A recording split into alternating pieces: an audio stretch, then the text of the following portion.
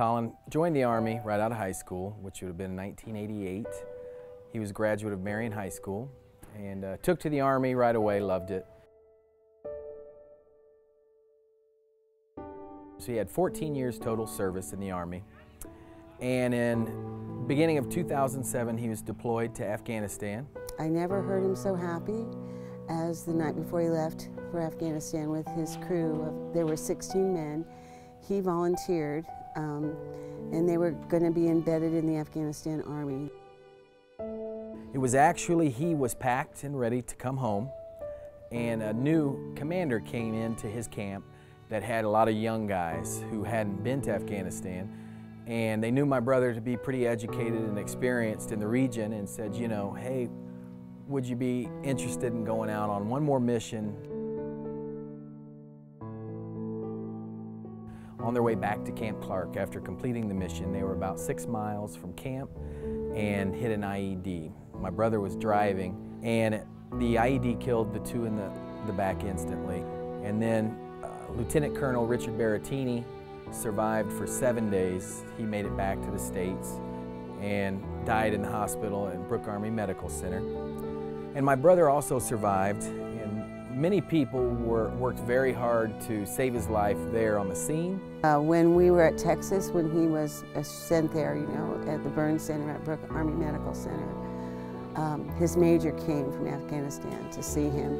And Collin couldn't speak, and he couldn't see, but when they told him that the major came in, he actually tried to get up, you know, out of respect. He survived for 10 weeks, and he passed away March 14th, 2008.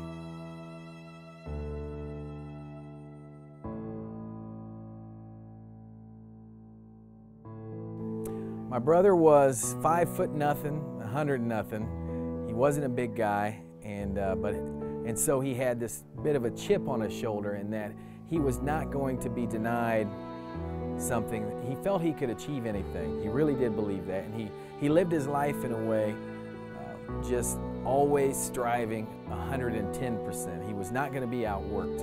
One of his sayings was, you know, no matter what, he thought hard work was the great equalizer. So if someone were more talented, he was going to work harder.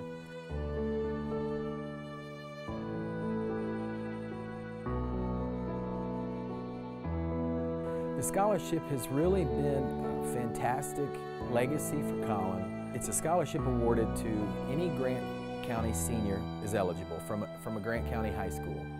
We've awarded $21,000 in the last 5 years to 21 high school students. And it's just an heartwarming way to remember Collin and his legacy. He believed in helping others. Everything that the scholarship kind of represents is what he stood for in his own life. So.